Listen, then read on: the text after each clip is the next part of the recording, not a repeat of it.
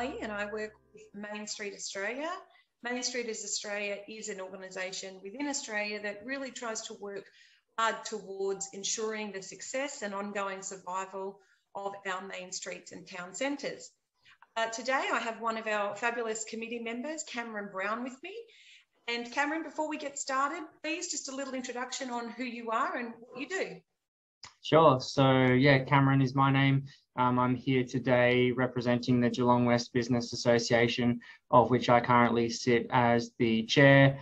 I'm involved here in Geelong West on Pakenham Street with a family business that does general menswear as well as some business uniforms. So I wear that hat as well. And then I'm also a member of the Main Street Committee and taking the lead on the Business Association portfolio there. So a bit of fun. Perfect. And I've introduced Cameron on today to talk about unfunded associations, of which he is at the helm of one. And Cameron, I'd just love to know why, if there aren't any funds available, why you might still want to try and develop an association in your area. Yeah, so there's obviously a couple different ways that business associations go about forming. Some of them have a special levy which requires there to be a rate that's paid by those businesses in that area, and that funds the organisation. And there seems to be a conception that if there's not one of those, then there's no point kind of getting together and being able to work collaboratively to be able to create some good for your area, lobby for your area, do shared campaigns and that type of thing. But it's simply not true. It doesn't need to have a huge budget in order to start getting together with your neighbours that you're in business with and start to talk about how you create a place branding strategy, how you start to act in a coordinated manner to attract new customers, how you welcome new people to the area, and how you start getting connected with those businesses and create a really good diversity of businesses in that area.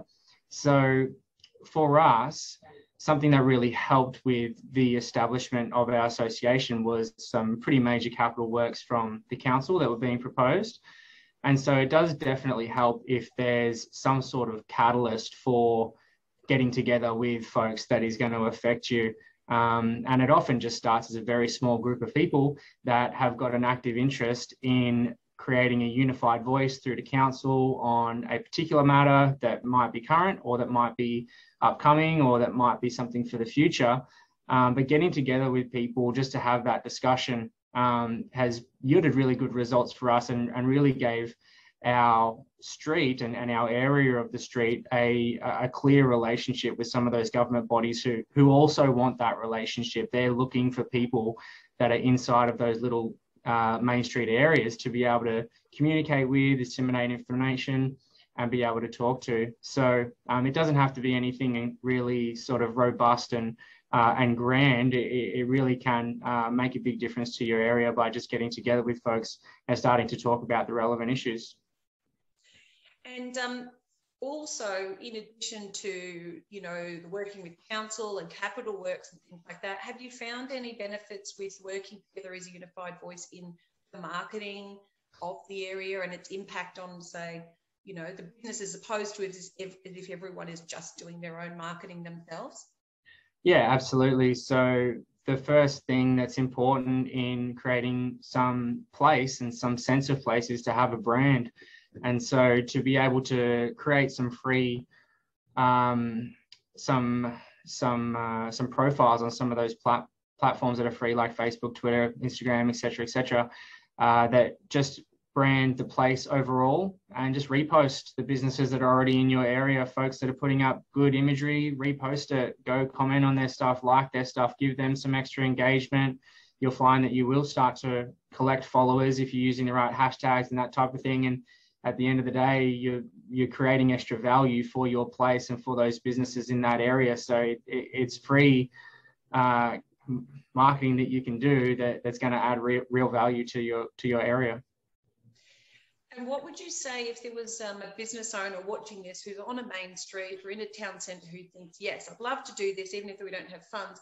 What would be like maybe the first 2 or 3 steps you would suggest to them to sort of, get this process started of building an association like this? I suppose the first level of formality is to create a incorporated association. They're free to do. It's very easy. You go to Consumer Affairs Victoria and you adopt the model rules. You do need a group of 4. I think it might even be 3 or 4, to represent the committee, and you basically will hold your first AGM, and it doesn't need to be anything official, just kind of representing and putting each other's names up, and then making that submission to Consumer Affairs Victoria. That will formalise your entity and actually give your brand a real legal entity. And from there, the commitments are very low. It's stuff that you'd already be doing anyway, just meeting a couple times a year, minute your meetings. And that gives you at least that starting point of that formal association, that there's an actual tangible organisation there. Whereas without that, it's very much conversations here, conversations there. It kind of, exists in some way. But the first step is probably just to understand what an incorporated association is, going to Consumer Affairs Victoria website and registering a incorporated association under your chosen brand name. And I assume, because this is Victoria, I assume anyone outside of Victoria, they have their own state bodies as well. Yeah, I would think so. Whatever the relevant government body is in your particular state, the equivalent. Right. And one last question.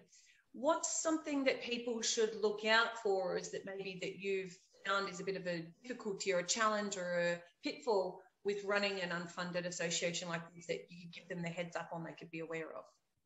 I suppose keeping people in touch and staying organised is something that makes things a lot easier. If it's unorganised and there's not good records, that can make it really difficult. Whereas if you've documented people's contact details, you've got some sort of collaborative work environment like a Google Drive or something like that, things can be a lot easier. The task becomes a lot less challenging if there's some organisation there. So my suggestion, I suppose, would be to make use and access the free tools that are out there, such as Google Drive and such as MailChimp and so on, just to be able to keep in touch with people, even via text message. People don't mind, as long as you're not, spamming them, you're delivering value. That would be the one thing that I think will make people's lives easier, is just being organised, really. Great. Perfect. All right. And thank you so much, Cameron. And I'm sure if anyone is considering this, they could probably maybe jump on the Packington Street, Geelong West Facebook page, see what you guys are doing, get some hints and tips, like as in like what you guys are pushing out, or if you have other social media or website they can check out? Yeah, absolutely. They can go and visit us on packingtonstreet.com.au and then get the relevant links from there. We're on Instagram as Paco3218, and so they can go to those properties if they want to have a look at what we're doing. Yeah, perfect. All right. Well, thank you so much for your time. It's been great having you. Of course, no problem. See you later, everyone. It was good having you as well. Bye.